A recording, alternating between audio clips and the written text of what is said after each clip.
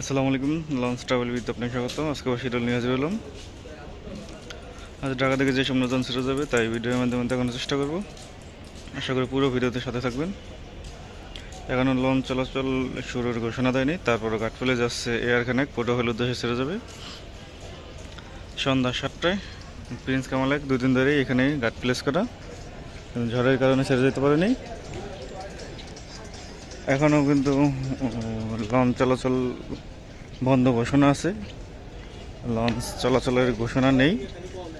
আজকে ছাড়বে কিনা তাও শিওর না। অনেক নৌযান দেখা যাচ্ছে যে ঘাট ফেলে যাচ্ছে, দূর থেকে দেখা যাচ্ছে তাসরিফকে দেখা যাচ্ছে। তাসরিফ এর আগে আসছিল না।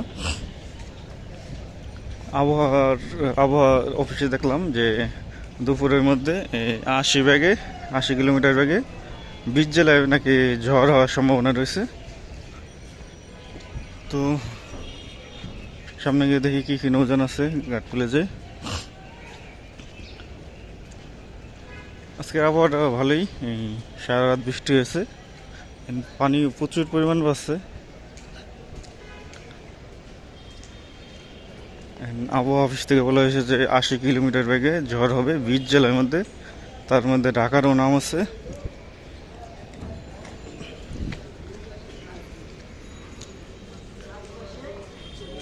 লঞ্চ চলাচল শুরুর ঘোষণা দিলে সবার আগেই আমি আপনাদের জানাবো, পেজের মাধ্যমে বা পোস্ট করে যে কোনোভাবেই আপনারা জানাবো। পেজটি অবশ্যই ফলো রাখবেন যেন আপডেটগুলো আগে জানতে পারেন। আজকে বরিশালের উদ্দেশ্যে যেতে পারে সুন্দরবন 15 ও 16, তাদের ট্রিপ ছিল, কিন্তু আবহাওয়া খারাপ থাকার কারণে যেতে পারেনি। দেখা যাক আজকে লঞ্চ চলাচল শুরু হয় কিনা। শুরু হলে অবশ্যই যাবে তারা। দুটির বদলে সম্ভবত একটি যেতে পারে। সুন্দরবন 16তে সিঁড়ি লাগানো, গতকাল আরও পিছনে ছিল নৌযানগুলো গত 2 দিন, এখন ঠিকঠাকভাবে প্লেস করছে।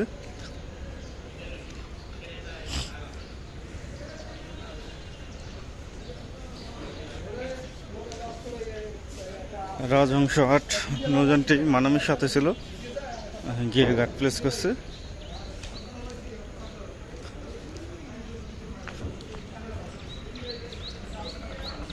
প্রচুর পানি বাড়ছে।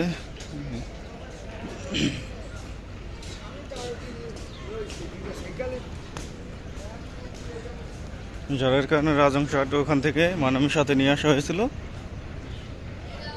কারণ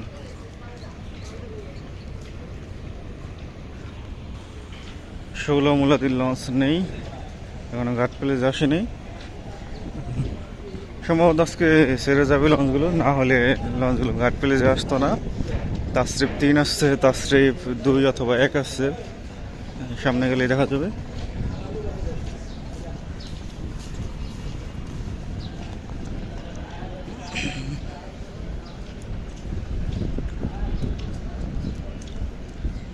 বেতুয়া চরপেশনের উদ্দেশ্যে ছেড়ে যাবে একটি নৌযান তাসরিফ 3। তাসরিফ 3 আসছে ঘাট প্লেসে, ব্যানার সহ লাগানো আছে। ঢাকার আবহাওয়াটা ভালোই, কিন্তু অন্য অন্য জায়গার আবহাওয়া কীরকম সঠিক বলতে পারতেছি না।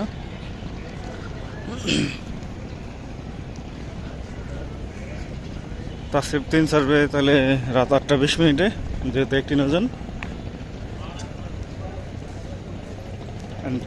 চরমন্তাজ কেউপাড়া রুটটি মনে হয় আজকে লঞ্চ থাকবে না, কারণ ওখানে অবস্থা অনেক খারাপ, ঝড় হয়েছে মেন ওদিক থেকে ওদিকে।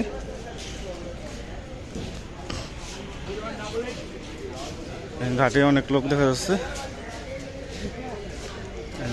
মনপুর হাতিয়ার উদ্দেশ্যে সন্ধ্যা 6টা 20 মিনিটে ছেড়ে যাবে তাসরিফ 2, যদি লঞ্চ চলাচলের ঘোষণা দেয়। চরমন্তাজের লঞ্চ নেই, কালাইয়ারও লঞ্চ নেই। যদি লঞ্চগুলো আসে আপনাদের পেজের মাধ্যমে বলে দেব, পেজটি অবশ্যই ফলো রাখবেন। লালমনের উদ্দেশ্যে আছে মানিক 11, গতকাল হয়তো রাতে প্রিন্স সাকিন লালমনের উদ্দেশ্যে ছেড়ে গেছে। আমি গতকাল রাত 8টার দিকে আসছিলাম, তখন দেখছি যে ঘাট প্লেস করা, সকালে দেখি নাই। বোরহানুদ্দিনের উদ্দেশ্যে আছে গাজী সালাউদ্দিন, যদি ছাড়ে লঞ্চটি ছাড়বে 7টা বাজে। ভোলাখিয়াঘাটের উদ্দেশ্যে আছে কর্ণফুলি 10, লঞ্চটি ছাড়বে রাত 8টা 45 মিনিটে।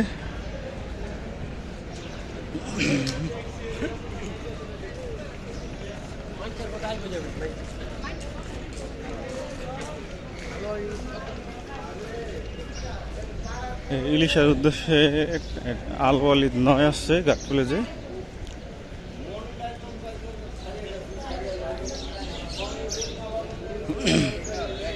দেখতে পাচ্ছেন এইগুলো হলো সকালের নৌযান, সকালে সুরেশ্বর উদ্দেশ্যে যেত বাইজিৎ জুনায়েদ 1, কিন্তু লঞ্চ চলাচল ছাড়ার ঘোষণা দেয়নি, সেই কারণে যায়নি। এখনও লঞ্চ চলাচল বন্ধ আছে, ঘোষণার অপেক্ষায় আছে তারা। ঝান্ডা 2ও ঘাট প্লেজ আছে, আওলা 2ও ঘাট প্লেজ আছে, তারা সকালে ছাড়ার কথা ছিল কিন্তু ছেড়ে যায়নি, যেহেতু লঞ্চ চলাচল বন্ধ সেই জন্য ছেড়ে যায়নি। ইলিশার উদ্দেশ্যে দোয়েল পাখি 10ও ছেড়ে যায়নি। চাঁদপুর উদ্দেশ্যে বগদা দিয়ে আসছিল, বগদা দিয়ে 7 ছিল, এখন দেখতে পাচ্ছি না, হয়তো ডগে চলে গেছে সম্ভবত। এই ঝড়ের মধ্যে ইলিশার উদ্দেশ্যে দিছে আল ওয়ালিদ 9কে, নাগরদোলার মতো দুলতে থাকবে আল ওয়ালিদ 9 লঞ্চটি।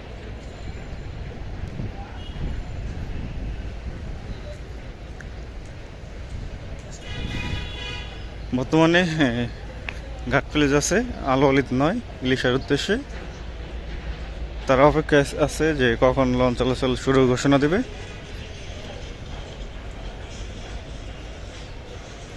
ভিতরে কয়েকজন লোক আছে, অনেক যাত্রী যারা বোলার তারা আশ্রয় কেন্দ্রে ছিল গত 2 দিন।